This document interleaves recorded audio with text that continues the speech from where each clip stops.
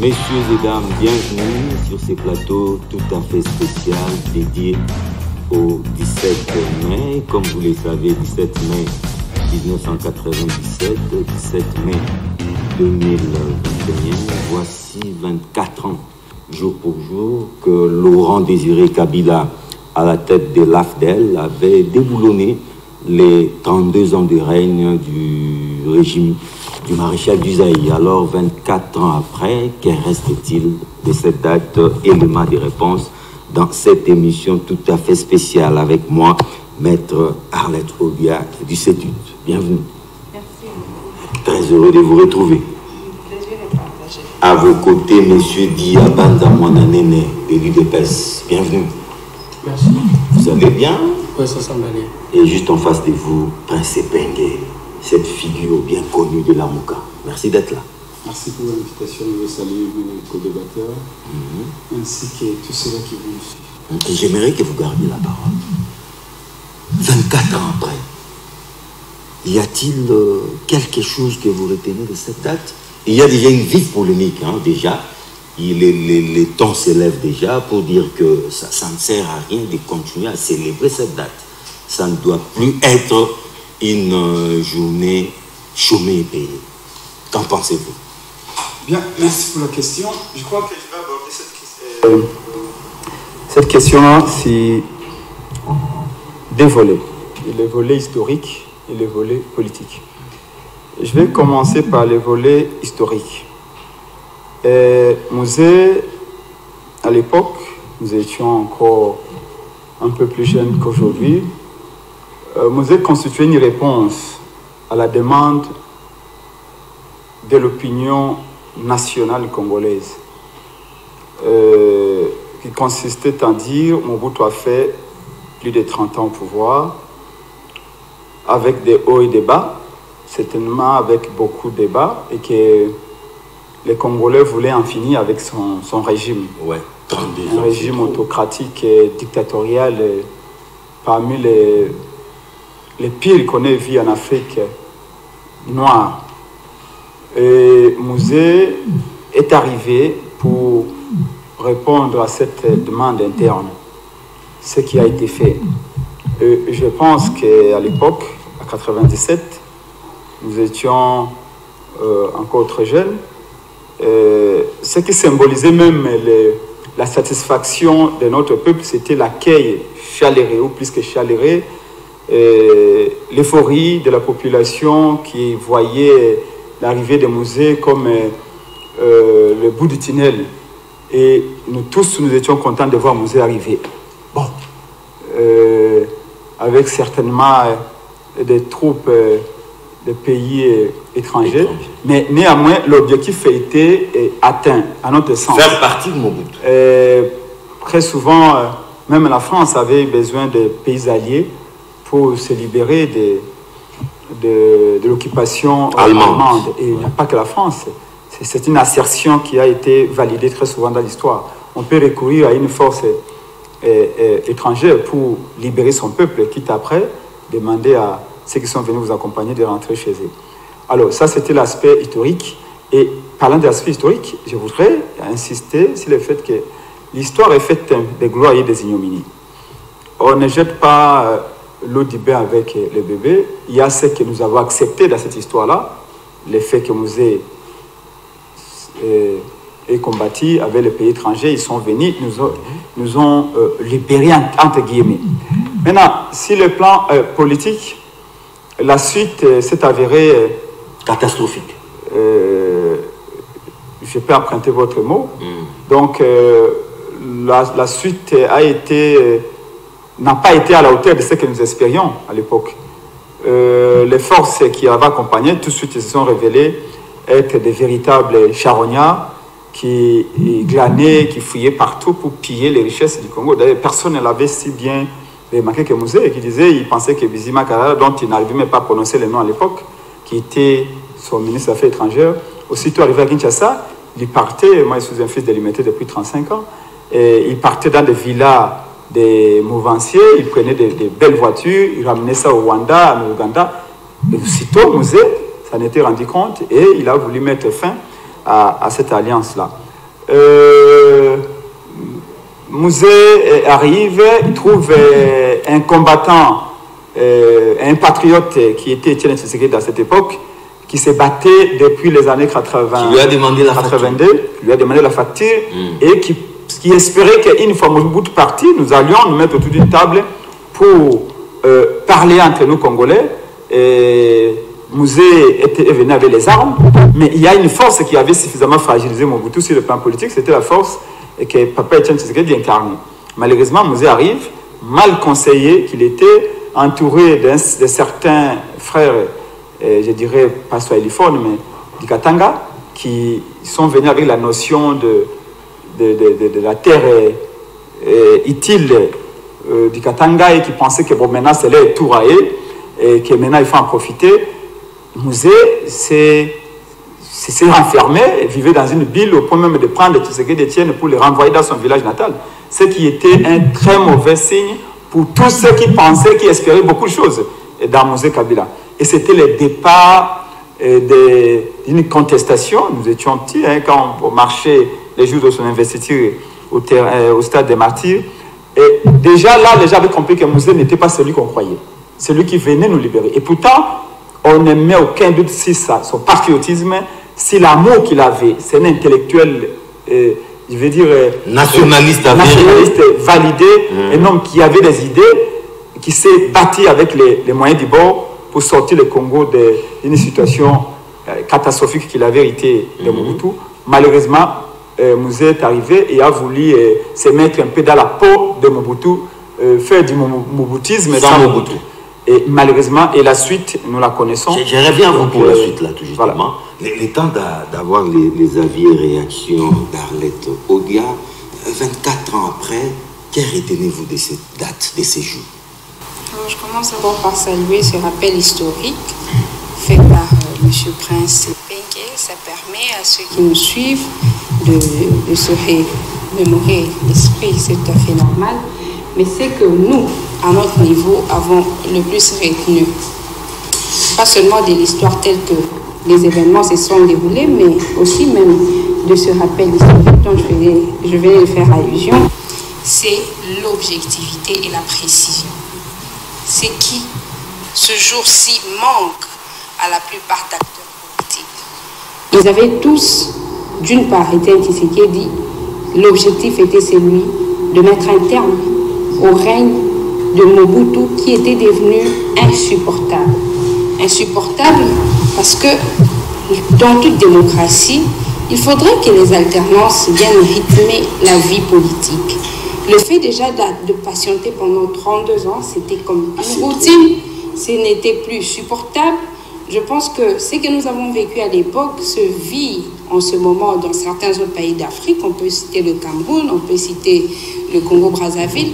En dépit de tout ce que peut être les succès ou les bonnes réalisations de ces régimes, mais c'est déjà étouffant de voir le même régime durer autant d'années.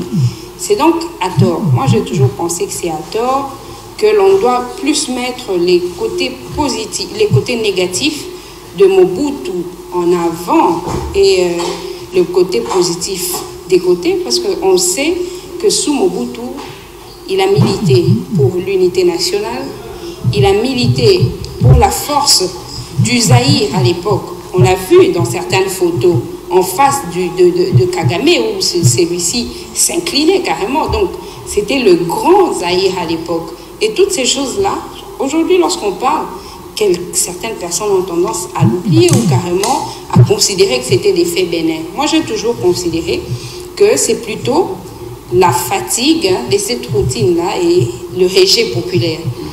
Alors, pour revenir à ce dont je parlais, l'objectivité et la précision dans l'objectif poursuivi, Étienne Tshisekedi avait une mission précise, des objectifs précis avec les siens, faire partir Mobutu. Oui, mais il n'a pas pu. De la même manière que Mouzé, avec les siens, avait ce même objectif-là. Il a su comment s'y prendre. Il s'est fait accompagner des personnes qu'il fallait, tel qu'il a été dit sur ce plateau, et il est arrivé à ses fins. À son entrée, tout comme à son départ, malheureusement, c'était dans une condition assez tragique. les sentiments qu'a exprimé le peuple congolais a tout simplement démontré que c'était un vrai citoyen du peuple. C'était une perte.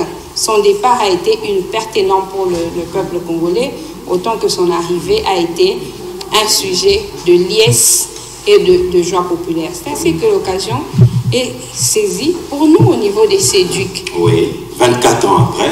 24 ans après, de prendre le côté positif dans le musée, c'est lui d'avoir une idée précise comment apporter le développement dans notre pays. Qu'est-ce qu'il faut faire? Qu'est-ce qu'il faut directement attaquer? Parce que quand il est venu, il n'a fait que 3 ans, mais en ces 3 années... Et il est vite parti. Il est vite parti. En ces 3 années, on a vu la zone monétaire être réunifiée. C'est le franc congolais. Il en a fait la promotion, la publicité, au point qu'elle a couvert toute la République démocratique du Congo.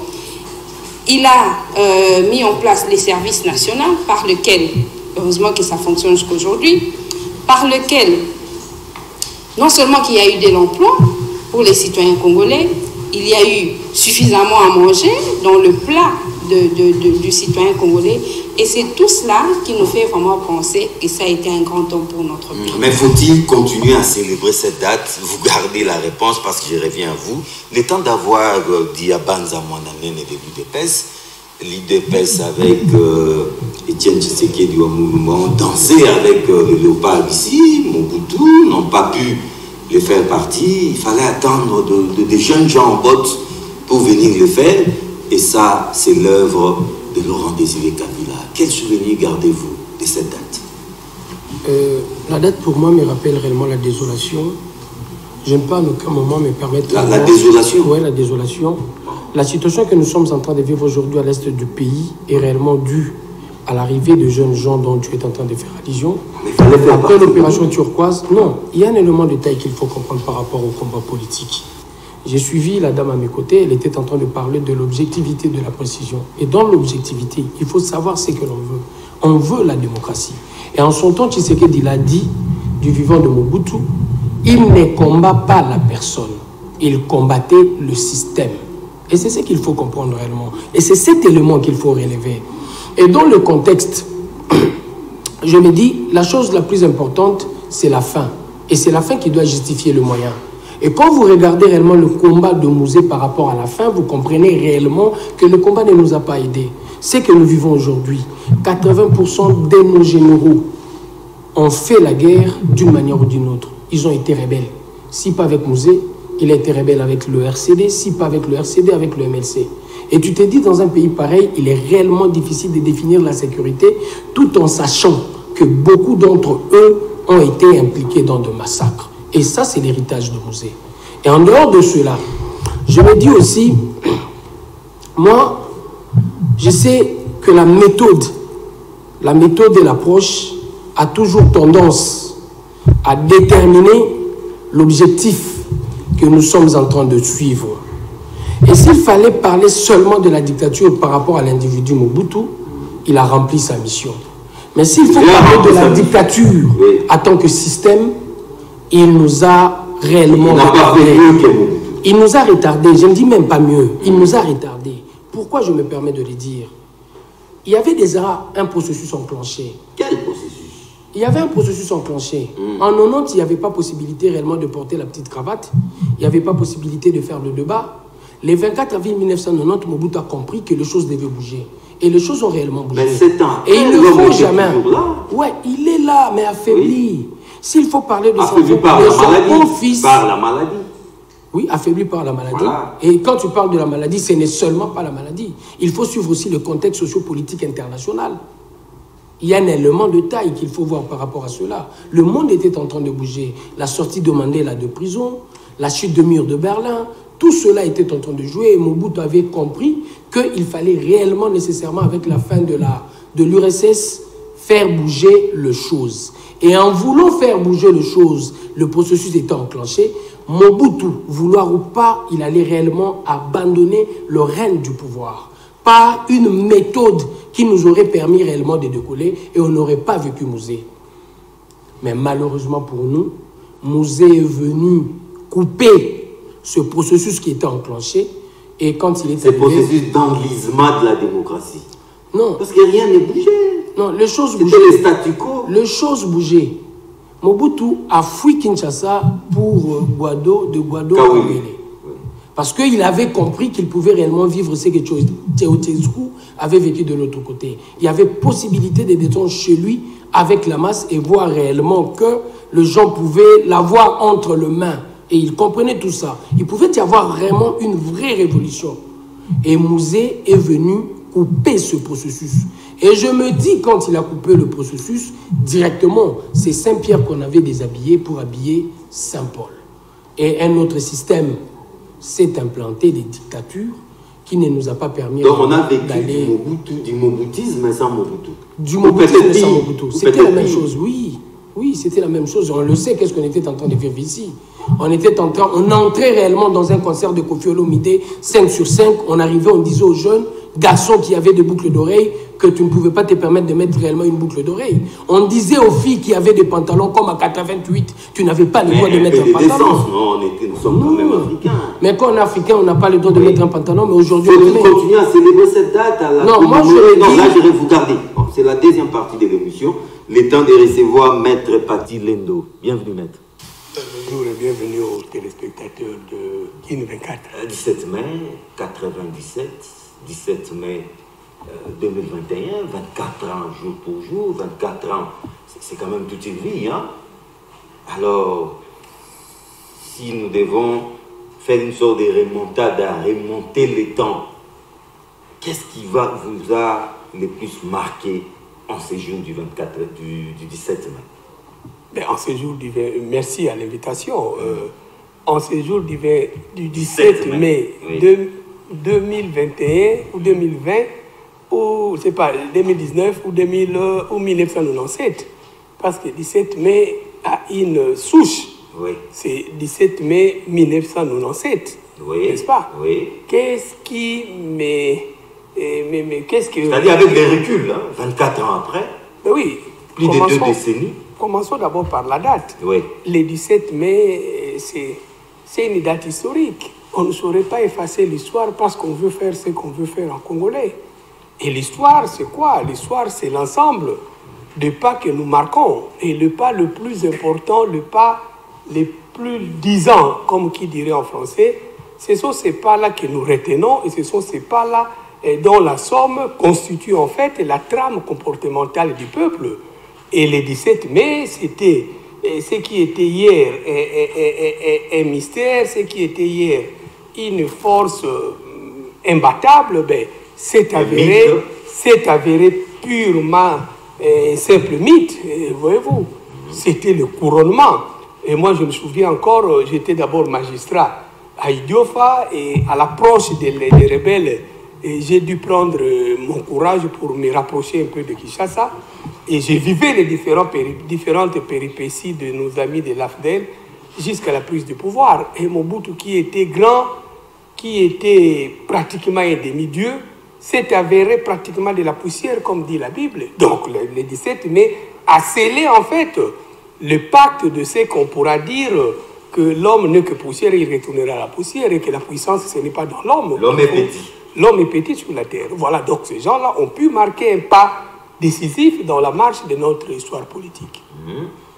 Mais juste après le 17 mai, beaucoup pensent qu'il y a eu un bémol. Nous avons vécu du mobutisme sans Mobutu. Mouzé n'a pas fait mieux. Non, le problème est de dire que Mouzé n'a pas fait... D'abord, le 17 mai, il ne faut pas l'associer à Mouzé. Il faut apprendre à dépersonnaliser certaines analyses si nous voulons construire la République. Le 17 mai, ce n'est pas la fête de Mouzé. Et je regrette qu'aujourd'hui, on l'a encore édulcoré. Et me semble-t-il qu'on ne célèbre plus le 17 mai de l'AFDEL. Ouais, on l'a rebaptisé fête de l'armée. Révolution et armée. Là, je pense qu'il faudrait que les historiens nous disent pourquoi l'armée et de quelle révolution on veut en parler. Donc, apprenons à dire les choses telles qu'elles sont. C'est la chute du régime de Mobutu. On va-t-on célébrer la chute du régime de Mobutu au peuple de lever l'option? Mais n'apprenons pas... Non, en fait, la chute de Mobutu, c'est un prétexte. Mais nous n'allons pas commencer à commémorer ou à célébrer la chute de Mobutu. D'où cette façon de faire, c'est la journée des forces armées. Comme à l'époque de Mobutu, c'était le 17 novembre. Sous Mobutu, on avait déjà une fête de forces armées. 17 novembre, voilà. C'est pourquoi j'en appelle à la sagacité républicaine de nos amis historiens. Moi, je suis juriste, voyez-vous. La science, elle est compartimentée. Les amis historiens doivent aider ces pays à refaire son histoire, la vraie histoire, pas l'histoire que nous fabriquons parce que nous sommes là. Et je ne voudrais pas non plus... La révolution forces armées, 17 mai, ça ne marche pas. Non, ça c'est une tricherie. Ça c'est une tricherie. La révolution de Mouzé n'a pas commencé le 17 mai. Le 17 mai, c'était le couronnement. C'était le couronnement d'un processus. Et l'armée n'a pas été créée non plus le 17 mai. Il ne faudrait pas que demain, quand je viendrai pour plaire à ma propre conscience, je dis la fête de l'armée, c'est le 14 avril. Les pays ne se construisent pas comme ça. Vous suivez ce qui s'est fait ailleurs. Quand on parle de la Première Guerre mondiale, il y a des héros de la Première Guerre mondiale. On ne les fabrique pas au gré de nos passions, au gré de nos sentiments, au gré de nos petits intérêts. Je pense que l'histoire doit s'imposer à un chacun d'entre nous. Et puisque nous avons des historiens, il faut que les historiens apprennent dans des jours comme celui-ci à passer pour nous dire c'est quoi l'histoire, ce qui s'était passé. Voyez-vous, mais là, c'est un problème qu'on ne voit pas dans ces pays. Et vous verrez un garçon ou une fille née pratiquement le 17 mai 2000 par exemple, il vous explique le 17 mai 1997. C'est qu'elle n'a même pas vécu, il n'a pas vécu. Et alors qu'il y a des gens qui l'ont vécu. Et on lui demande de rester à la maison. On sait 17 mai. Vous savez, dans ces pays, nous aimons trop les fêtes. Hein? Nous aimons trop les fêtes. Je me demande, j'attends des gens, on fait encore fabriquer d'autres fêtes nationales. Je suis désolé. Mais les fêtes, la somme de fêtes ne nous ferait pas avancer. Aujourd'hui, nous devons travailler, comme dira les latins. Nous, laborare au portet. Prince Michi, 17 mai, oh s'il vous plaît. Prince Epengue, je salue Prince Louis de Michiki. Prince Epengue, 17 mai, journée nationale de la Révolution et des forces armées de la République démocratique du Congo. Est-ce de la triche? Et pensez-vous que cette journée devait carrément être ordinaire? Alors, loin de faire les contresens de notre histoire, l'histoire, c'est la mémoire. Certainement, le 17 mai fait partie de notre mémoire. Nous allons enseigner le 17 mai, parce que c'est un segment... À nos enfants et à nos petits-enfants. À nos petits-enfants, à la postérité. C'est un acquis. Et nous devons même faire encore des recherches pour mieux maîtriser les faits des 17 mai. Et s'il y aurait eu des hauts faits militaires de la part de nos forces armées ou de nos compatriotes dans cette logique-là, il faut aussi qu'on l'enseigne. Mais dans ma petite expérience, je veux dire, des œuvres militaires, je ne pense pas qu'on ait eu une armée qui a participé avec Mouzé et qui aurait accompli certains hauts faits. En tout cas, pas une armée avec une âme congolaise. C'est ce que vous voulez dire. Après, vous savez comment Mouzé lui-même avait qualifié cette association-là des conglomérats.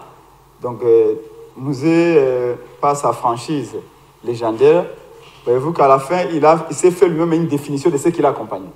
Donc, ça nous épargne certaines discussions autour de quel crédit accorder à ces mouvements-là. Mais néanmoins, j'insiste sur le fait qu'on va enseigner le 17 mai, mais on ne va pas célébrer le 17 mai. Ah, ok. Donc, ça doit être une journée ordinaire. Bien sûr. Mais qui a son importance. Qui a son importance. Comme le 30 avril, avec l'enseignement. Dans l'histoire du pays. C'est une journée déjà, ordinaire, sur le plan économique, une journée chômée payée, ça coûte, il y en a qui parlent de près de 50 millions de dollars. Déjà au mois de mai, il y en a deux. Le 1er mai déjà. Je voudrais que les patronats congolais nous donnent des chiffres exacts. Combien nous perdons quand on décrète des journées chômées payées comme celle-ci.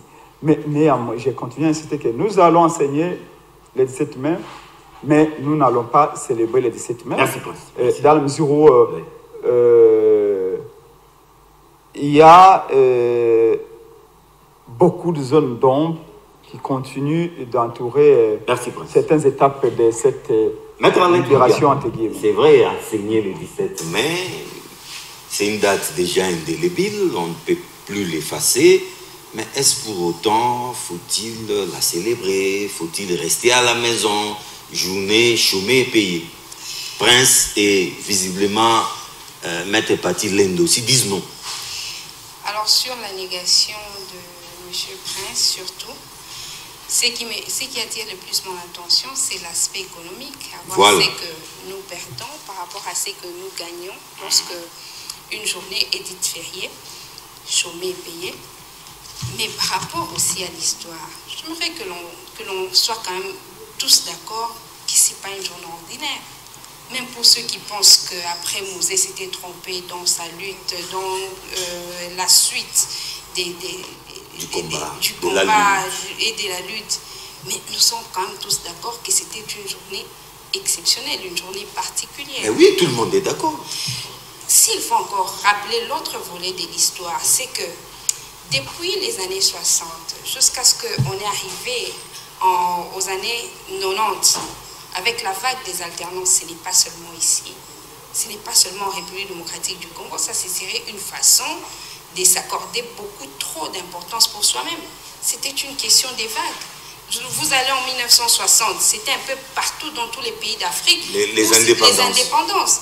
Lorsque vous arrivez en 1960, à 1990, c'était aussi la vague de la fin des partis États. Venu perestroïka. Oui. Et en ce moment-ci, c'est maintenant la vague des alternances pacifiques. Dans le temps, ces choses-là n'existaient pas, elles n'étaient pas concevables. Ce sont des choses qu'on apprenait, ce sont des choses qu'on enseignait dans les écoles, mais qu'on ne vivait pas, qu'on ne savait même pas comment le vivre parce que le chef, il était autoritaire. On voyait par quel mécanisme mettre fin à son règne, à son régime. Et c'est pour la première fois qu'on le vivait.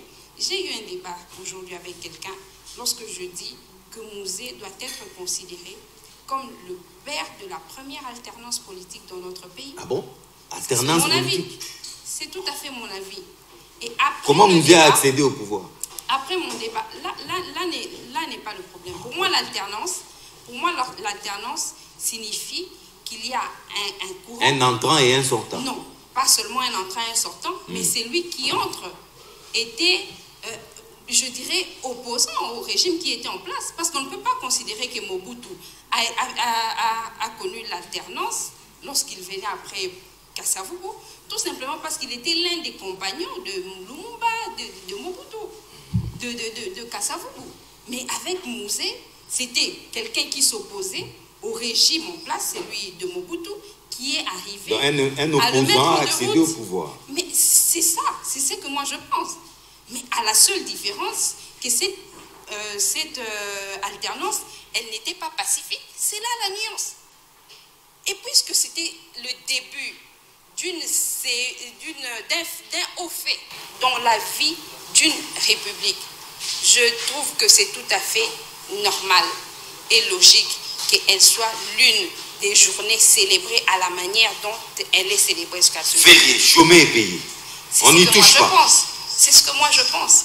Mais finalement, qu'est-ce qu'on célèbre? On célèbre la victoire d'une rébellion, la victoire d'une armée qui n'avait pas d'âme congolaise. Non, on célèbre la réalisation des choses qu'on enseignait, que l'on ne voyait pas comment elles pouvaient se réaliser, notamment le départ d'un dictateur. Le départ d'un dictateur. Et ces choses-là, pour moi, ont un sens. Ça donnait corps à des choses, en tout cas telles que je viens de le dire, qu'on ne voyait pas comment ça pouvait se passer. En ce moment, on sait penser que de temps après, 5 ans, chaque 5 ans, il y aura chaque fois des élections qui, à un certain moment, pourront aboutir. Nous irons d'alternance en alternance, comme c'est aujourd'hui au Sénégal, où le pays a déjà connu plusieurs fois les alternances pacifiques et démocratique. Même au Ghana. Voilà. Oui. C'est en Afrique du Sud.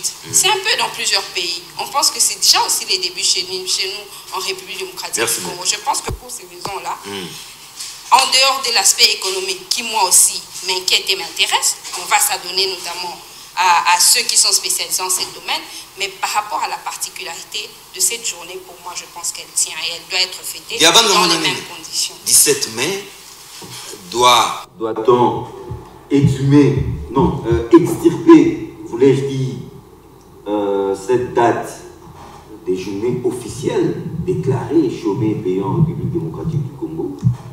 Je crois, madame à mes côtés, elle m'a vraiment enseigné lorsqu'elle était en train de parler de l'objectivité et de la précision. Et quand on est objectif, parlons réellement de la République démocratique du Congo, nous sommes une république. Et quand on parle de la République, dans la définition la plus simple, je dirais, c'est la chose publique. Et dans cette chose publique, il y a réellement des intérêts que nous devons définir. Et ces intérêts-là doivent nécessairement être des intérêts communs. Nous ne pouvons pas nous permettre, quand nous parlons de la République, de définir des intérêts du genre intérêt Diabanza, intérêt PSPNG, intérêt UDPS, intérêt ensemble machin. Donc quand on parle de l'intérêt, on doit regarder si dans ce que nous sommes en train de poursuivre comme objectif, en se référant à l'intérêt, si c'est un intérêt d'ordre commun. Parce que nous faisons référence dans le contexte actuel de la République. Et parlant de la République, quand on regarde le coup de musée, s'il faut le définir, nous le regardons, nous l'appréhendons comment? C'est sûr que tous diront que ce n'est pas un intérêt de la République. C'est la victoire d'une rébellion. Est-ce que nous pouvons réellement nous permettre de célébrer une rébellion? C'est quoi une rébellion par rapport à une rébellion? C'est la chute d'un régime que tout le monde détestait. Mais voilà, tout le monde en avait marre. D'un régime autocratique. Mais voilà. Mais quand c'est le régime autocratique, le régime autocratique est en train de tomber, qu'est-ce qui doit réellement subvenir? C'est un régime démocratique. Quand ce n'est pas un régime démocratique qui subvient, directement on comprend. On a déshabillé Saint-Pierre pour habiller Saint-Paul. Je vous le dis encore, quand on définit l'objectif, on a la possibilité directement de comprendre quelle est la méthode qu'il faut mettre en place pour atteindre l'objectif. La méthode utilisée par Musée, quand il y a les armes, les balles coûtent cher. Le multinational amène leurs argent. Et quand l'argent, on a financé la guerre, le capital de celui qui a financé doit être préservé avec des bénéfices.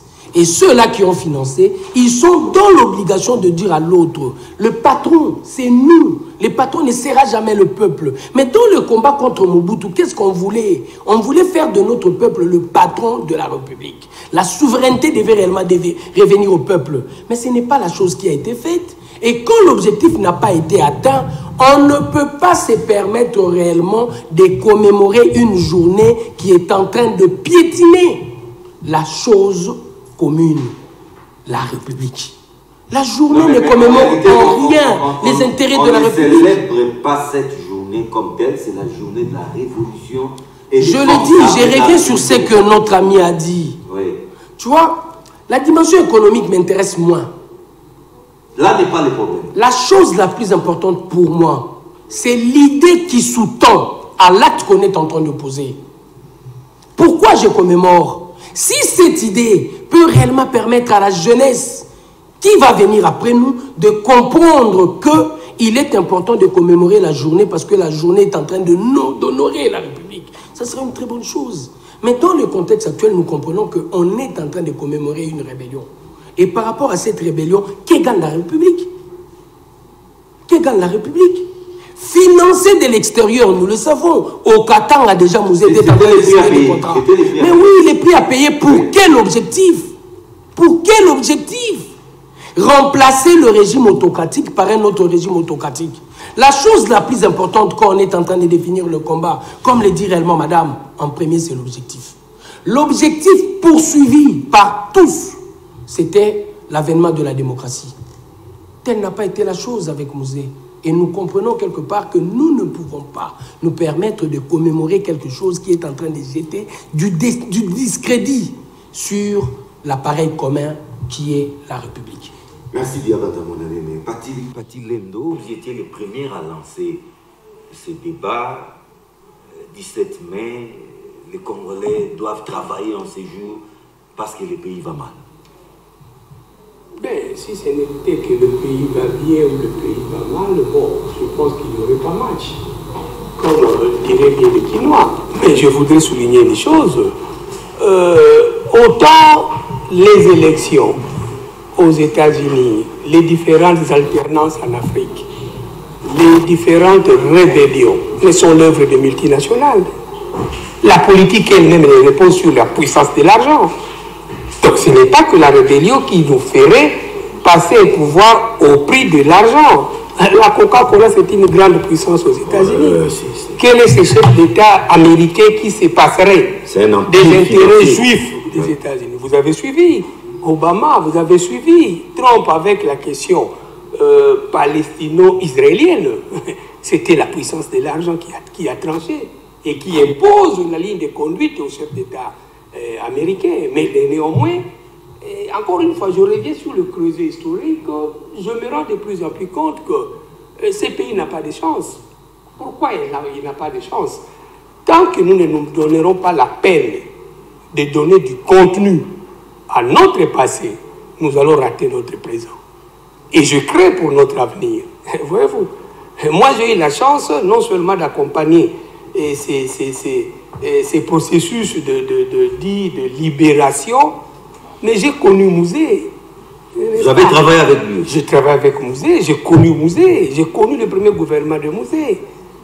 Le Mouzé Kabila est mort, vous ne m'avez jamais vu au mausolée pour dire, c'est pas le 16 janvier ou le 17 janvier, je vais mettre une couronne. Ça, c'est encore de la tricherie.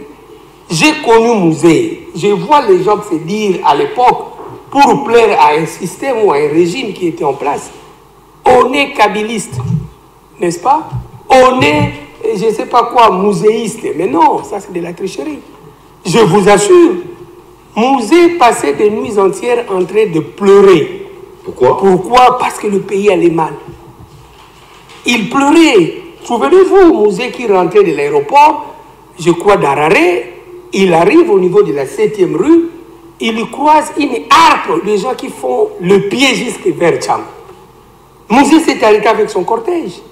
Distinguons l'homme de ceux dont nous voulons parler. Mouzé s'est arrêté avec son cortège. Voilà la vraie communion du chef avec son peuple. Mouzé est descendu. Des gens qui ont encore l'âge au niveau de la Tchang, ils viendront peut-être me contredire parce que la contradiction, elle est aussi permise en RDC. Peu importe sa coloration. Mouzé est descendu, il a appelé le chef d'état-major, force terrestre à l'époque, pour mobiliser. À l'instant même de Djefang, Yaofele, les gens d'Indien le savent. Mais c'est ce que nous on veut de nos chefs d'État. Il ne faut pas se mettre toujours à voir dans l'autre le mal. Même dans le mal, il y a eu un minimum de bien, des leçons. Je l'ai dit, apprenons à tirer des leçons. Et c'est ce qui justifie nos erreurs d'analyse, justifie le piétinement dans lequel nous continuons à moisir. Nous n'allons pas loin. Les Congos il y a 60 ans aujourd'hui. Je pensais que les Congos allaient avoir un nouveau visage. Mais je me rends compte que nous tâtonnons, nous allons comme s'il n'y avait pas eu de passé. Vous avez vu, j'ai amené cette interview de Manda Mobutu. Mais Manda a tout dit de l'affaire de son père. En VHS. Hein? Manda a tout dit du présent qu'il a emporté. Manda a fait la projection du futur. Mais est-ce que nous tirons vraiment les leçons du passé? Je me demande, et c'est là le grand problème de ces pays. On est champion à dire moi, l'autre. Mais est-ce qu'on tire des leçons? Tirons des leçons de ce qui s'était passé. Le régime Mobutu était sclérosé, était constipé. N'est-ce pas? Mais souvenez-vous de ce qui s'est passé avec Bachar el-Assad. Il a été retranché dans son dernier périmètre.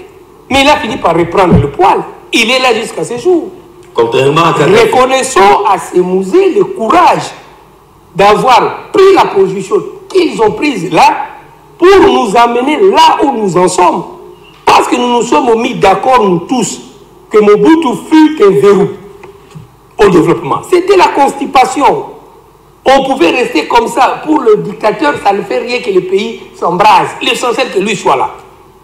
Mais Mouzé est arrivé. Oui, la démarche de Mouzé, les armes, les tueries, le sang humain, bon. Les troupes étrangères. Bien sûr. Mais je dirais avec Machiavel une chose, et j'aimerais que les jeunes le notent. lorsque vous posez un acte, les faits peuvent vous discréditer, les faits peuvent vous condamner, mais faites en sorte que le résultat vous dédouane. Et je rentre encore vers mes amis d'Injili à une époque bien révolue, où le jeune déjà c'était l'or vers l'Occident, l'Europe, les miquilistes. Il y en a des jeunes déjà qui ont vendu la parcelle de leurs parents, mais qui sont revenus avec 2 parcelles à limiter. Donc si l'effet de vendre la parcelle des papas au Kimi n'a pas été condamnable, mais le résultat les a dédouanés. Voilà. Si Mouzé a utilisé de force avec, bien sûr, les dictats occidentaux, ça n'oublions pas, pour renverser Mobutu. Mais le résultat de Mouzé, nous avons vu un Mobutu Dieu, un Mobutu que les Sakombi ont fait planer au ciel comme Dieu le Père, un Mobutu pleurant, un Mobutu pratiquement ramené à sa plus basse expression. Mais le problème... Un Mobutu qu'on soutenait pour marcher. Un Mobutu fini. Nous qui pensons à un moment que Mobutu était un dieu, sans tant au Motombele, mais on s'est rébiffé. Et l'Ombe cessé. Et l'Ombe cessé Togoland. Ceux qui ont dansé l'Ombe cessé Togoland, il y a même des gens qui ont dit qu'ils étaient des créatures de Mobutu. Mais le Dieu est mort, les créatures sont restées. Ça, c'est une des raisons de l'esprit. Voyez-vous, tirons des leçons du passé. Même commémorer la date. Oui. Je ne condamnerai pas parce qu'on commémore la date. Mais là où moi je suis dans la méritocratie, dans la science, au pouvoir, en politique, c'est les contenus qu'on en donne. On a édulcoré la date, pourquoi? Parce que... C'est la journée de FARDC. À un moment donné, oui, c'était AFDEL. Comme il se disait, descendance de Mouzé, même s'il y a une rupture consubstantielle entre la marche de Mouzé avec la marche de Joseph Kabila et de son régime. Ce n'était pas ça l'image que moi j'ai vécue de Mouzé, que j'ai retenue de Mouzé. Mouzé est mort pauvre. Vous ne le savez pas. Qu'on puisse me montrer l'immeuble de Mouzé. Qu'on puisse me montrer les véhicules de Mouzé. Mouzé est mort pauvre. Mouzé achetait les œufs le matin vers chez moi à Delvaux. Les bitabés. Voilà les images d'un homme qui avait le souci de son pays. Mais ceux qui sont venus au nom de Mouzé, la continuité, j'ai entendu des gens dire, des intellectuels. Les héritiers de Mouzé. Joseph Kabila, c'est la continuité de Mouzé. Et c'était ça la continuité. Ah mais non. C'est là. Donc, je conclurai en disant, faisons... Oui, je reviens à vous pour la conclusion. Oui, donc par rapport à ce que je disais, faisons un grand effort, n'est-ce pas? Aimons ces pays, départons-nous par un certain moment de nos positionnements, de nos petites querelles.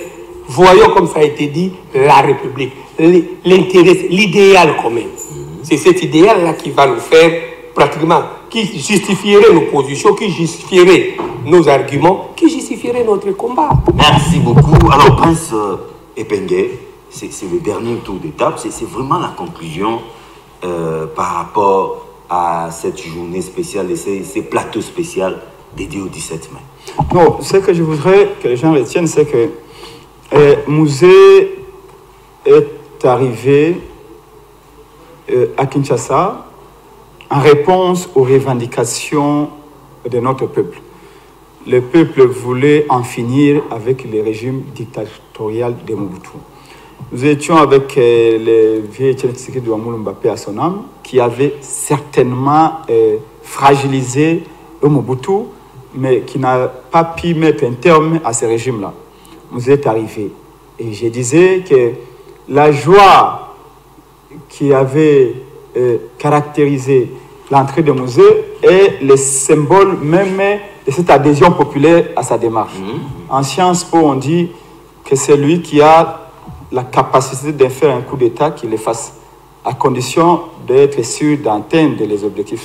C'est un peu comme le résumé de Patilendo.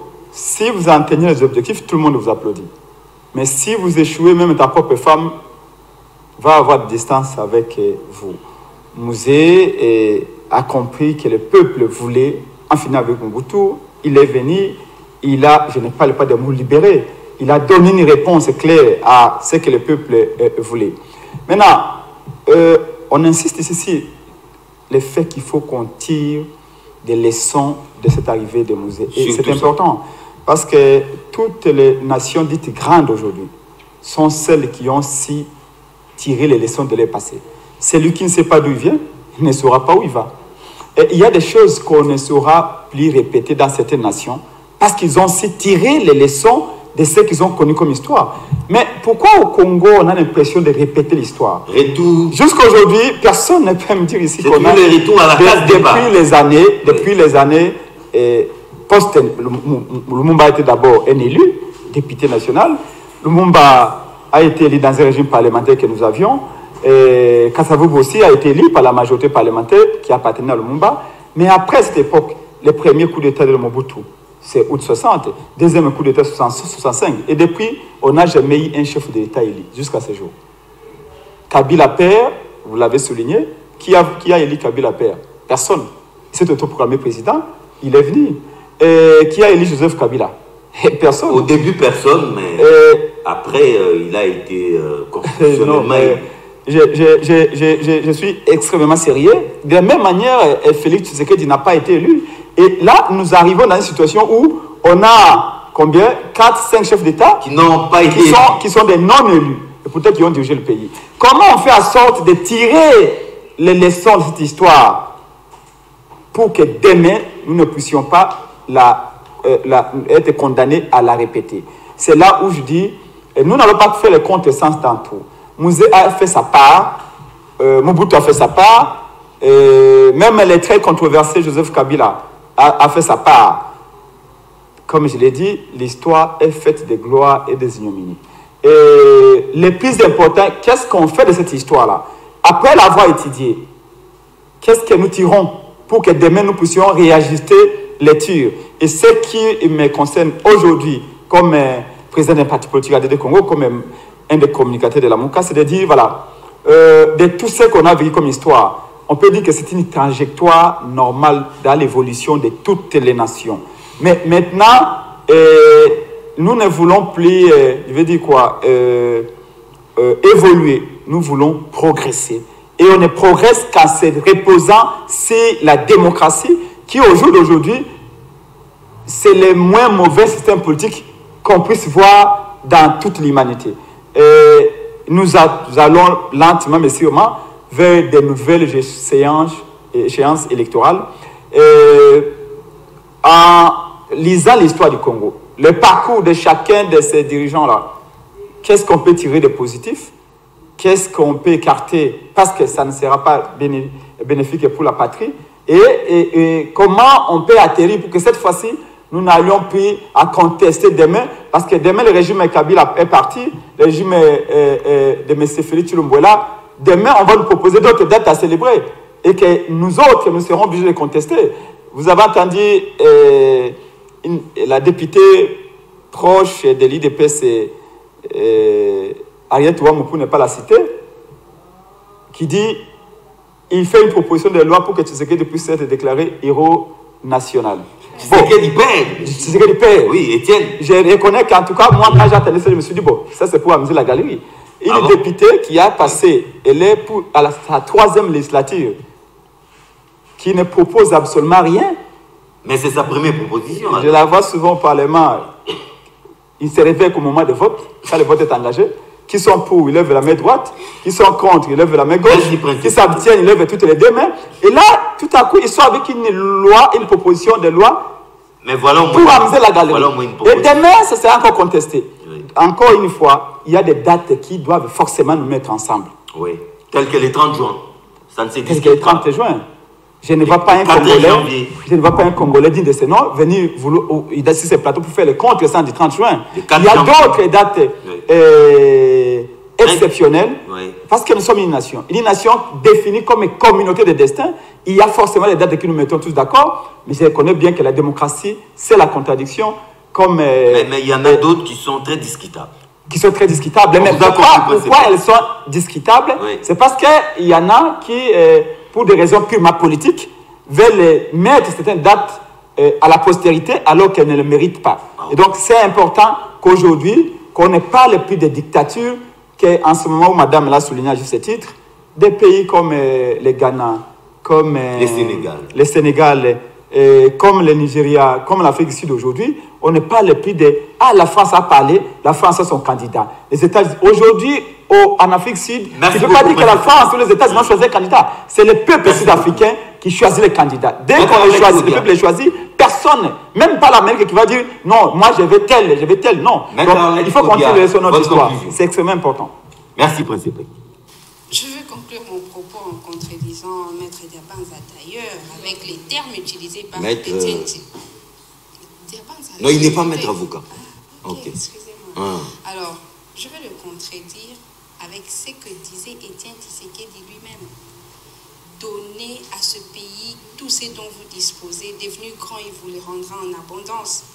Que tout citoyen congolais donne tout ce qu'il pourra pour amener notre pays, mais justement à mettre fin, un terme à la dictature. Mais seulement son choix et celui de l'UDPS était de ne pas procéder par autre mécanisme que les voies démocratiques. Mais au nom de quoi, après avoir eu des succès, vous allez maintenant là dire que non, vous aurez dû ne pas choisir cette voie-là. Non. Chacun a choisi le mécanisme qu'il a semblé utile, qu'il a semblé le plus efficace pour nous amener à mettre fin à une dictature. C'est comme ça qu'on l'appelait, parce qu'elle étouffait déjà le peuple. Ce discours-là, vous n'allez pas le tenir au Cameroun. Non. Le peuple camerounais a besoin de n'importe quelle nouvelle pour apprendre que Paul Biya n'est plus aux affaires. Vous ne tiendrez pas ce discours-là à Brazzaville. Et pourquoi ça doit être ici? Parce que nous sommes déjà en train de consommer les résultats de cette démarche-là engagée par l'AFDL. C'est ainsi qu'on nous dit de ne pas modifier l'histoire. Continuons à l'écrire.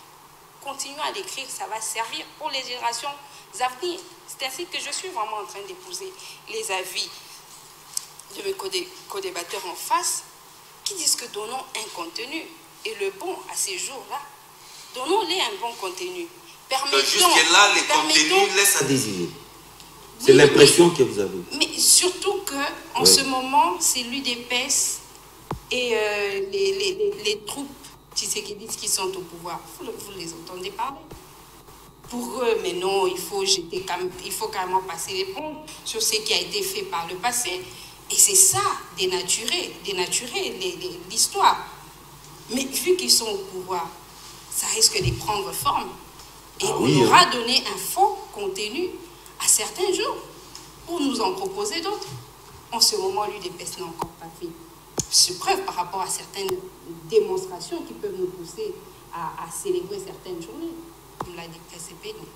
C'est cela que nous voulons, que pour des valeurs communément partagées, nous ayons quand même la même façon de voir les choses. Cette histoire-là, elle est la nôtre. Tous ces grands hommes d'État, y compris Mobutu, il a fait sa part, on l'a dit. Laurent Désiré Kabila, on ne doit pas oublier qu'il était militaire. Est-ce qu'en venant au pouvoir, en décidant de mettre fin à la dictature au règne, je voulais dire, au règne de Mobutu, parce que je ne veux pas trop parler en termes de dictature, parce que pour moi c'est déjà un passé, et c'est un passé qui est le nôtre que nous devons consommer et assumer. En acceptant, en s'engageant dans la démarche de mettre fin au règne de Mobutu, est-ce qu'il venait avec l'idée de diriger la République démocratique du Congo? Ou c'est le concours des circonstances qui a fait qu'il est arrivé à le diriger? En ce moment, au Tchad par exemple, ce sont les militaires, après le décès d'Idriss Déby, qui ont pris la situation en main. Est-ce qu'ils vous disent qu'ils ont envie de diriger le pays? Non, parce qu'il y a une situation exceptionnelle, et comme vous le savez, aux situations exceptionnelles, des réponses exceptionnelles. Des mesures exceptionnelles, et c'est ce que nous avons vécu. Arrêtons de donner une information fausse au gré des intérêts partisans à nos générations futures. C'est en cela que nous sortirons tous. Prenez directement la parole. Je crois que je reste constant par rapport à mon propos. Je ne vais même pas bouger, j'ai dit en premier. Vous persistez et signez. Oui, madame m'a enseigné, il parle de l'objectivité. Et quand on parle de l'objectivité dans le cadre de notre débat, c'est la République comme appareil qui est réellement mise en avant-plan. Et quand on parle de la République, on regarde l'intérêt de la République. On ne doit pas parler d'un individu comme héros, tout simplement parce qu'il a été président de la République. Je prends un petit cas, les États-Unis d'Amérique. Rosa Luxembourg, elle doit, d'ici là je crois, elle sera placée au Capitole, au même endroit qu'Abraham Lincoln. Bien après des années, Rosa Luxembourg, simple tailleur, une femme tailleur chez elle là-bas aux États-Unis d'Amérique, mais elle a eu le courage. C'est lui qui a réellement déclenché le combat de Martin Luther King. Elle a refusé de se mettre debout. Et c'est George Bush lors de son décès, qui vient dire que c'est la courageuse qui nous a appris à comprendre. Que voulaient les pères fondateurs des États-Unis d'Amérique pour cette République? C'est Rosa Parks. Rosa Parks, merci beaucoup de m'avoir aidé. Rosa Parks. Et quand Bush le dit, il dit quoi? Elle a eu le courage de nous rappeler que voulait réellement le père fondateur des États-Unis d'Amérique, que nous naissons égaux. Ça, c'est une valeur républicaine. Et la dame n'a pas servi l'État au sommet, mais elle a été capable de donner quelque chose, une valeur. À cause du geste qu'elle avait fait. Voilà, et c'est ce que je veux pour la République. Quand vous parlez de musée, en fait, elle avait moi, je ne parle pas de les sièges à un blanc, voilà. Les sièges d'Indus. Oui, parce que le père fondateur disait déjà que nous sommes égaux. C'est comme ça que Dieu nous a créés. Mais elle a fait sa part. Mais quand on parle de musée, je ne parle pas d'un individu qui est capable d'acheter les bitabés au coin. Je ne parle pas d'un individu qui est capable de descendre de pleurer lorsqu'il voit les gens marcher. Mais je dis, qu'est-ce que je retiens de lui en tant que politique au sommet de l'État? Et cette valeur doit être une valeur républicaine. C'est ce que j'ai dit. Et moi, je me permets de dire, et c'est mon point de vue, et je suis libre de le dire, que je ne peux pas célébrer une rébellion parce que la rébellion est la remise en cause de l'appareil étatique. Quand on définit l'État, l'État est défini comme la superstructure ayant le monopole de la violence. Mais cette rébellion nous a même rendu un bon service. Non, quand il faut parler de rébellions qui ont rendu de bons services, oui, nous allons citer Amani Touré de l'autre côté du Mali. Nous n'allons pas citer Mouzé. Soldat comme lui, mais il a été capable, après son coup d'État, de comprendre qu'il fallait nécessairement laisser le pouvoir entre les mains de civils. Et moi, je crois, c'est de cette manière que j'aurais pu le célébrer. Mais s'il faut parler de l'homme, même en tant que gestionnaire, réforme monétaire, très bonne chose. 1,30, je crois, le dollar. Il l'a laissé à combien? À 3,11. Il est vite mort. 300,70% de taux de dépréciation. Mais quand on est en train de parler de lui, qu'est-ce que moi je peux retenir? Je salue sa bravoure, je salue son courage. Mais s'il faut parler même de ce courage-là, nous avons suivi ici dans le documentaire de la chute de Mobutu, le président ougandais, qu'est-ce qu'il a dit? Quand il y a eu, bref, temps d'arrêt, on a demandé à Mouzé de comprendre qu'il était dans l'obligation de faire une armée à lui.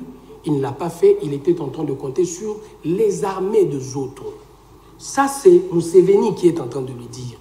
Et je me dis, même quand il est en train de citer Machiavel, en parlant très bien de conquête, il vous dit de savoir utiliser ses propres armes.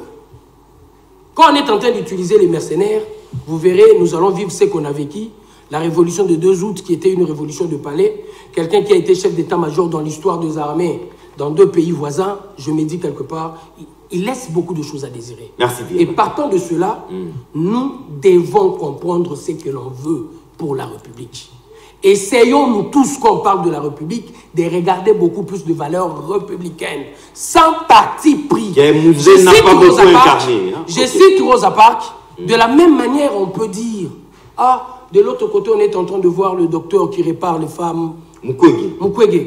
Quand on parle de lui comme valeur, on n'a pas besoin de lui voir par rapport à son combat politique. On regarde ce que l'on donne à la République. Comme la dame venait de le dire, ce que l'on donne. Mais ce que tu es en train de donner doit avoir une connotation d'intérêt. Merci bien. Maître Batilendo, votre conclusion. J'ai eu la chance d'être en Israël et à Jérusalem même à Galilée. Et quand je sortais du trou dont on dit le tombeau est vide, j'ai posé la question au rabbin qui me conduisait. J'ai dit, mais... Les rabbins guides. Et j'ai dit, mais de là où je reste à l'hôtel, je parlais de Jésus. Il dit, non, il ne faut pas parler de Jésus-Christ là-bas. Pourquoi? Donc, le discours sur le témoignage des uns et des autres sur les personnes, c'est pour nous, nous disons de bas niveau. Autant Jésus-Christ en Israël, on ne l'accepte pas. C'est la terre sainte.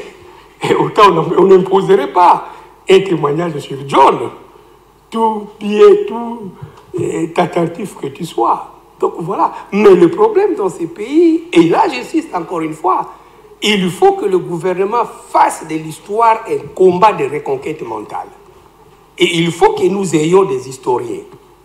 Pas des historiens sur le plateau, des historiens dans la rue, des historiens qui font la recherche historique. Les historiens pour les pays qui ont évolué, ce sont des pays comme Pengue, ce sont des pays qui ont su redorer leur histoire. Nous sommes en train de falsifier à tout moment notre histoire. Voyez-vous? Et je dirais aux générations futures qu'à un moment donné, j'ai eu encore la grâce de parler du Sphinx. Nous étions tous UDPS, nous avons combattu pour l'UDPS, nous avons des stigmates du combat contre la militaire yamoboussienne.